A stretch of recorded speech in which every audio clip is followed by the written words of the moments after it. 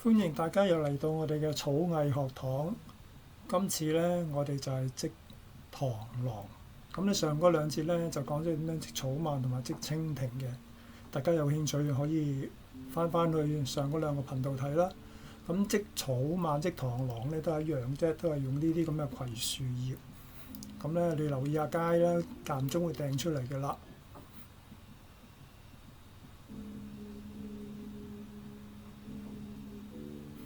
咁咧其實可以咧用椰子葉都得嘅，就好似咁啦。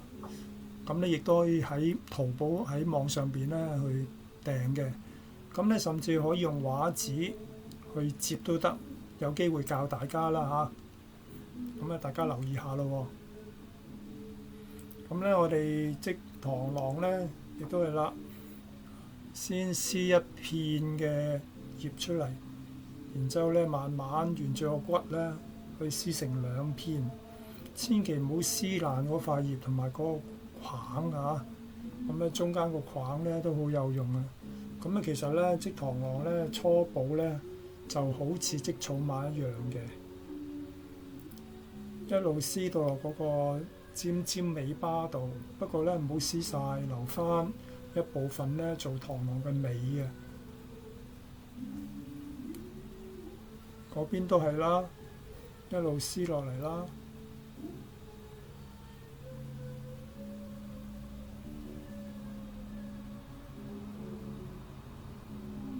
螳螂嘅攻擊性好高嘅嚇，咁咧有少少個樣子咧就兇殘少少啦，覺得嚇，就比較咧難少少，多啲步驟。今日咧會教大家多少少嘢嚇。咁咧到撕到落尾啦，咁咧兩邊要對稱嘅，然之後咧將中間嗰條框咧就拉落嚟成為一個圈，由個尾部開始接起，記住隻手指咧係要夾住嗰條草，然之後咧打圈斜角拉落嚟，就好似咧織草蜢一樣。如果大家想知道多少少咧，就留意翻第一個視頻點樣織草蜢啦，個書比較更加清晰一啲。初步咧就好似織草蜢一樣嘅啫，咁咧都係啦，拉到落嚟咧要拉緊少少啦，如果唔係咧鬆咧就唔好啦，成支都好似散收收咁啊！織完右邊可以織左邊。重疊兩邊一路織上去，好似紮種咁樣，中間咧尖尖地啊，好似個種咁樣。咁兩邊咧就平衡佢啦，拉齊佢啦。整出第一步咧，隻手指公好緊要啊！記住隻手指公咧要撳住嗰個嘅三角形，撳實佢。然之後咧，攞住一片葉咧，就向自己嗰邊方向夾住佢，夾住咗之後咧，食指同埋拇指咧都夾住，然之後兜個圈，斜角落，斜角拉落嚟，慢慢斜角落，啲手指冇放開，直至到拉咗落嚟為止。嗱咁咧拉咗落嚟咧，索緊佢，咁應該咧係一個三角形嚟嘅嚇，呢個即係正確嘅。咁樣拉咗落嚟咧，又咧翹翻嗰塊葉去後邊，大家索緊佢啦。然之後咧，我哋咧剪咗嗰啲多餘嗰拆出嚟啦，翹翻去後邊。嗱，記住咧，打圈嘅時候咧，個圈咧就向住自己身體轉出去嘅嚇，唔好兜去後邊。拉咗落嚟之後咧，索緊佢，然之後又掉翻，又屈翻去後邊。嗱，記住食指同埋拇指都夾住佢嘅樣嚇，慢慢斜角落，係啦，斜角落，落咗嚟又兜翻去後邊，夾住佢攞隻食指，到呢邊左右循環交叉，一路織上去。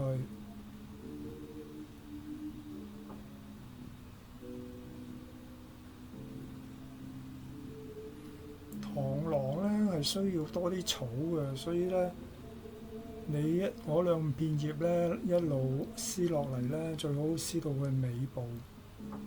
咁咧條尾你預嗰隻螳螂有幾長咧，就預翻嗰條尾有幾長，一路用盡佢，因為咧葉唔夠咧，織到上去頭咧就好難收貨。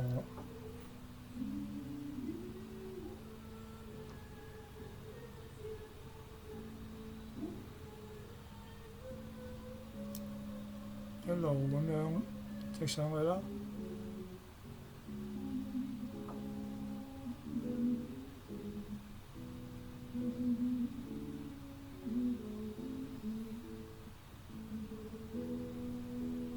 我哋而家都係織緊個螳螂嘅下身嘅啫，上半身都未織嘅。上半身嘅織法就唔係咁噶啦，呢個都係下身。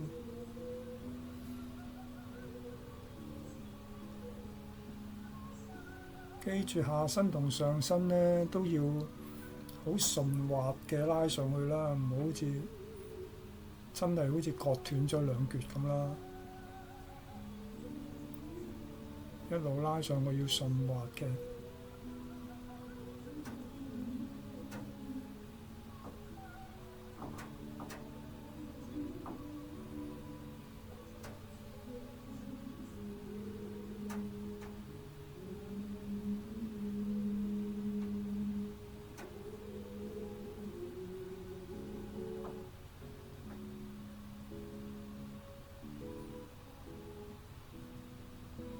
而家咧就開始咧整個上身啦。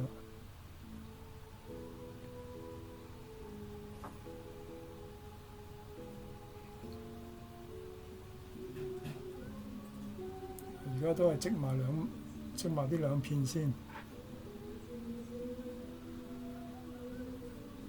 開始咧織上身啊，上身咧就好簡單啦，左右翹圈。咁咧，我哋咧將嗰片葉咧整細啲啦嚇，即係摺咗佢即係摺咗佢咧，摺幼身啲，然之後咧左右打圈，一路打圈得㗎啦。因為螳螂嘅上身咧係比較幼嘅，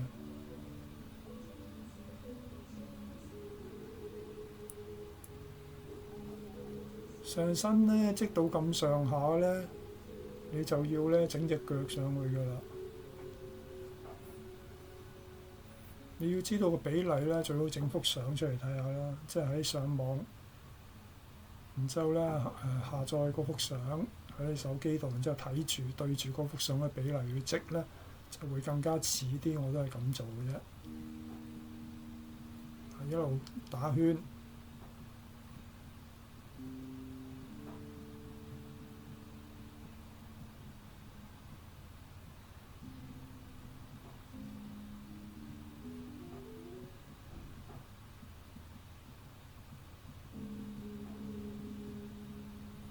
打到咁上下咧，就要伸隻腳落嚟。隻腳咧都係啲框嚟㗎，即係你喺第二片葉嗰處咧拆咗個框，不過咧個框咧就要有少少葉喺裏邊啊，唔好咧拆到咧淨得框啦，都要好似我咁樣啦，即係有少少葉擸住喺條框上邊，因為螳螂嘅腳咧係有啲肌肉嘅嚇。肥少少嘅，粗少少嘅嚇，所以咧你又唔可以咧將條框咧拆到清光晒咧，一啲葉都唔喺度咧，咁就得條框咧就好幼，咁就唔係好似隻腳嘅嚇。咁咧如果你切咗入去之後咧，好似我咁樣攝咗入去咧，然之後繼續打圈啦，繼續打圈啦，打兩個圈之後咧就要插個頭啦。嗱，而家咧呢個頭咧就整好咗。一陣間教你點樣整個頭，個頭咧就插入去嗰個細圈嗰度。咁咧記住咧個頭咧就插喺個圈嘅上邊，就唔好插喺下邊。我呢個咧就插咗喺下邊嘅，咁咧插咗喺下邊，冇插喺上面咁好睇嘅嚇。嗱，我而家整個頭啦，個頭咧整個三角頭。因為螳螂個頭係三角嘅。首先揾一片葉啦，夾住中間，夾住之後咧就拉落嚟，夾住佢咧就變咗三角形啦。首先將片葉嘅腰部咧夾住佢，然之後咧再拉落嚟，咁就變咗三角頭啦。變咗三角頭之後咧，可能咧塊葉大得滯，就要收一收，整細啲個頭啦。咁咧嗰個頭有個比例幾大咧，就真係要你用肉眼去判斷下。如果大得滯咧，就要修剪嘅。嗱，我剪咗呢啲多餘，不過唔可以剪晒啊，要剪翻留翻少少嘅骨，留翻少少個框。咁咧一陣間咧，愛嚟咧插落個身體度嘅，好似我咁樣。但我覺得呢個頭大得滯咧，我剪咗少少啦。咁咧上邊咧就都要整個三角形嘅，將兩邊收一收。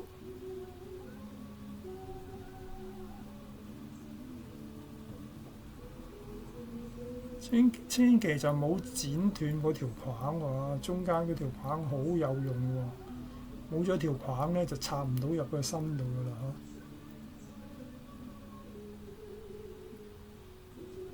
網上邊都有教點樣織呢個螳螂嘅，不過咧嗰啲嘅織法咧實在太高深啦嚇，唔係個個都學到嘅。咁我呢個咧就簡單，最緊要係神態似嚇。好啦，咁咧整咗個頭啦，然之後咧插入個身體度，記住個頭咧插喺嗰個圈，嗰個框圈嘅上邊，就唔好插喺下邊。我呢個咧就插咗喺下邊啊，所以咧就唔係咁好睇。一陣間咧我做完之後咧，仲要掹翻出嚟咧再插過啊。咁咧記住咧插喺上邊啦。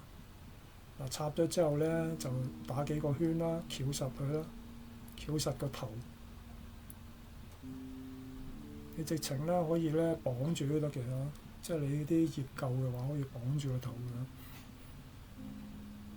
咁咧而家咧我就打幾個圈啦，俾少少頸佢，打幾個圈，俾少少就會有個頸出現啦。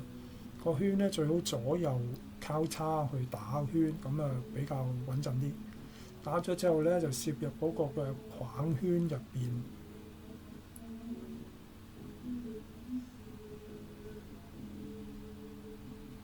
打到咁上下就攝入個框圈入邊。因為咧陣間咧拉個框尾嘅時候咧，就可以套緊佢嘅，所以咧你要攝入個框圈入邊，咁先穩陣嘅。好似我咁樣，然之後按住個框圈咧，插入個框圈，然之後兜幾個圈。唔好睇少啲動作，呢啲動作好緊要㗎。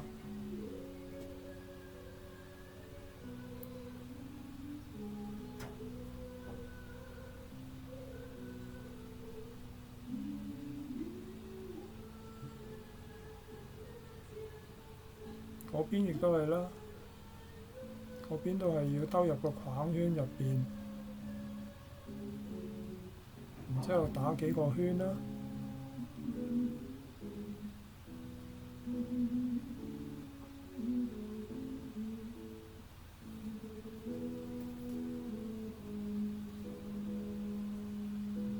咁樣螳螂咧，其實個頭都比較複雜啲嘅嚇，要有啲耐性啦嚇。同埋咧個草尖咧就比較薄啦，所以控制咧都好考大家技術。最緊要係索住佢啫，翹圈都係諗住索住佢啫嚇。然之後攞啲手指啊、食指啊咁樣咧，立住嗰條草嘅尖尖啦，立實佢啦，唔好俾佢鬆。咁啊，立實咗之後就可以拉啦，喺個尾嗰處拉翻嗰條框落嚟。咁條框就索住咗個頭啦，嗱咁就好似咁樣索住個頭。一陣間我剪埋嗰兩個突咗出嚟嘅尖尖咧，咁就會好似啦。咁咧整咗個頭咯喎。咁咧織呢個螳螂咧，個頭都係側側地㗎啦嚇，因為你個圈咧唔會咁直嘅，咁咧所以個頭都係側側地㗎，呢個正常啦。而家剪咗個頭髮啦，冇一剪晒喎，如果一剪晒咧，就可能鬆翻出嚟㗎咯喎。等佢咧個型咧定定地咧，你先好剪，好似而家咁樣。咁咧螳螂嗰隻前臂就出現咗啦，剪咗披出嚟嘅嘢。咁咧整好個螳螂嗰個前臂先。個前臂好緊要啊！你一定要咧，肯定係嗰個手踭咧要向上屈嘅，個手踭要向上屈嘅，唔好屈錯喎。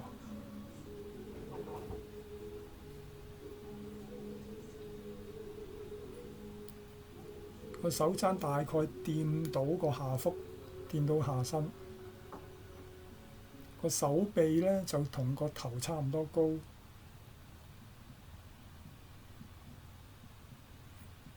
呢邊咧啲葉多得滯咧，就要收啦。一樣啦，屈咗上去個手踭啦，然之後收一收，因為太多葉啦。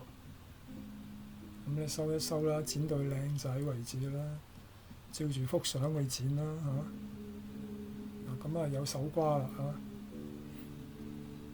又有手瓜，又有老鼠仔啦。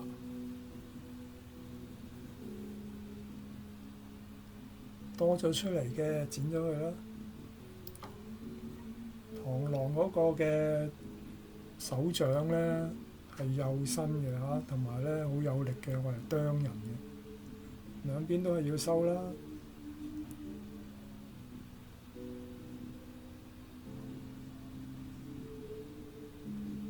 收個手瓜，個手瓜太肥，兩邊要對齊啦。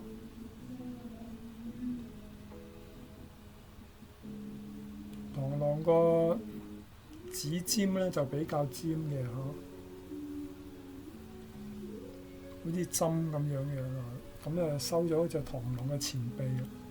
如果大家想個前臂咧緊啲咧，咁你可以咧攞個橡筋輕輕嘅箍住佢，咁咧佢就會定咗型嘅啦，即係冇幾耐就會定型啦。啲草會乾嘅嚇，會定型。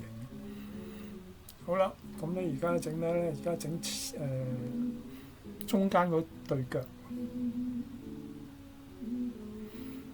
螳螂咧要企得好咧，最緊要中間嗰對腳較硬淨嘅。咁我哋一定要揾咧啲最粗最硬嘅框。咁咧你喺成片嘅葵樹葉當中揾一片最硬嘅框咯。通常最近尾部最硬嘅。咁咧你揾咗之後咧又係啦。今次係削晒所有葉出嚟，就得返個框得㗎啦。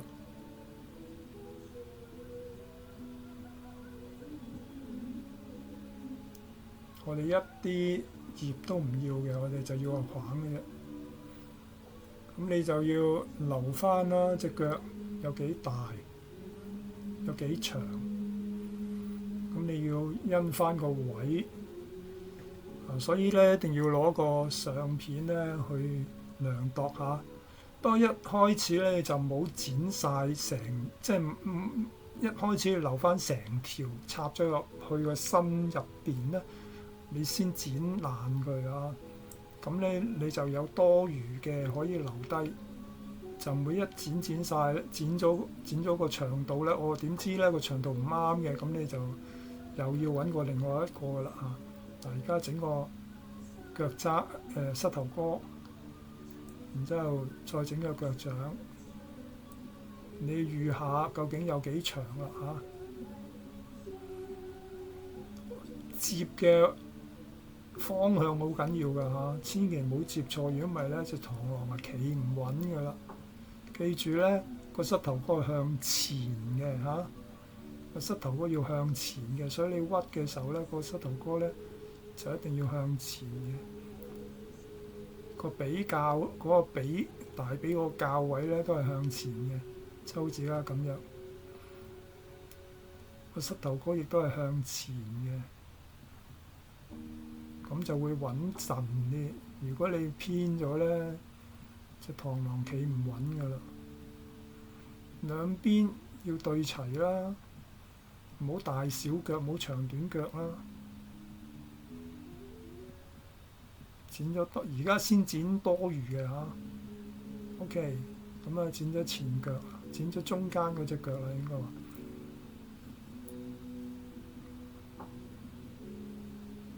開始係比較遠嘅，所以你接多兩節。嗱，咁我整咗中間嗰個腳啦，而家係度後邊個腳。後邊個腳咧就同中間個腳差唔多長嘅啫。咁咧又係上邊咁插入去咯，揾個空位插入去咯。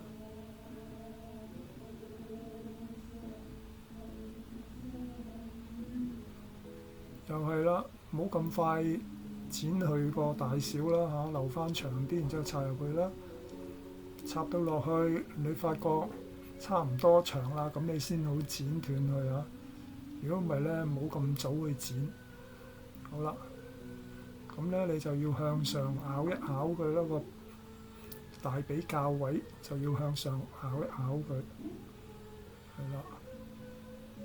咁就係向後啦，唔係向前啦，記住。比較位就向後，腳嗰個嘅膝頭哥亦都係向後嘅，嗰邊都係一樣啦。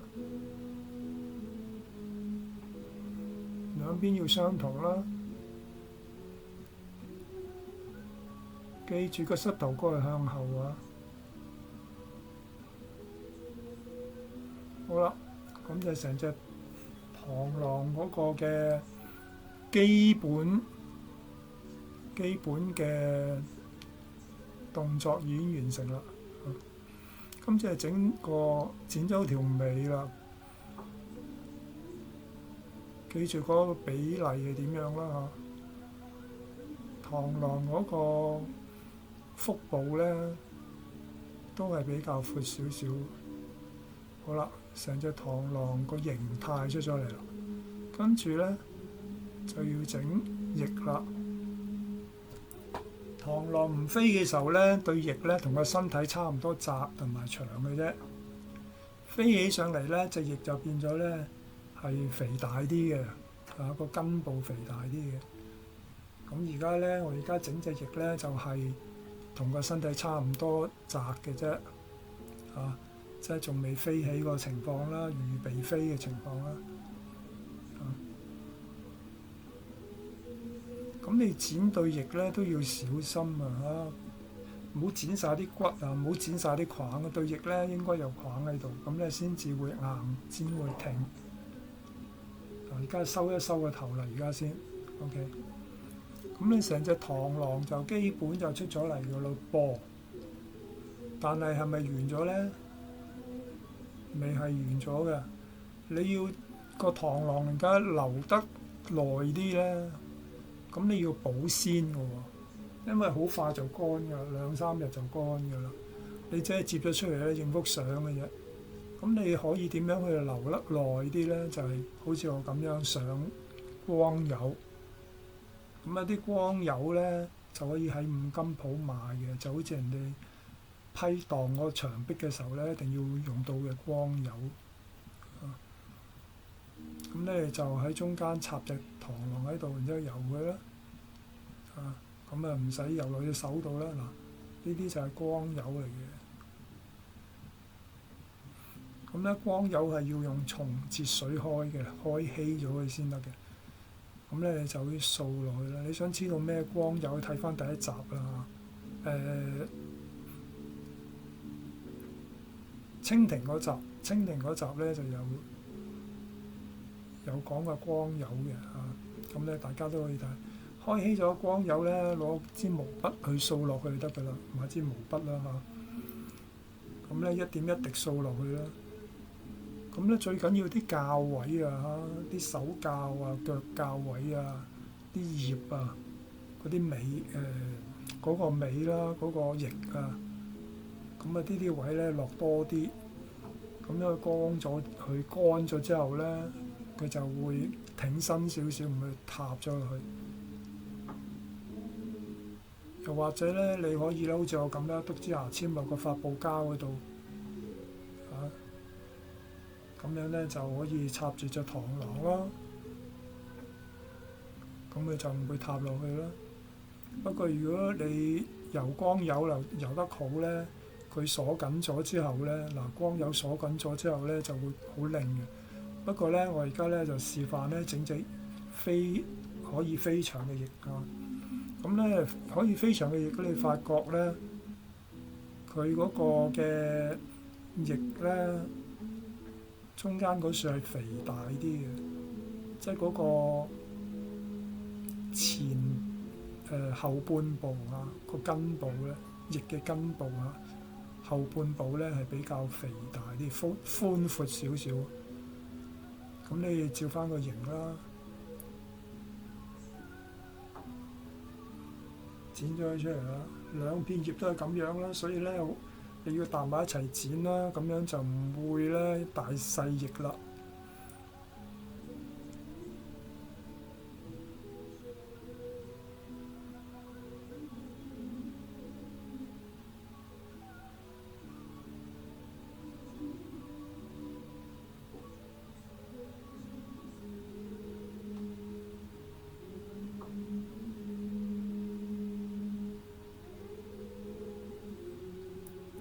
剪咗隻翼就可以插入去啦。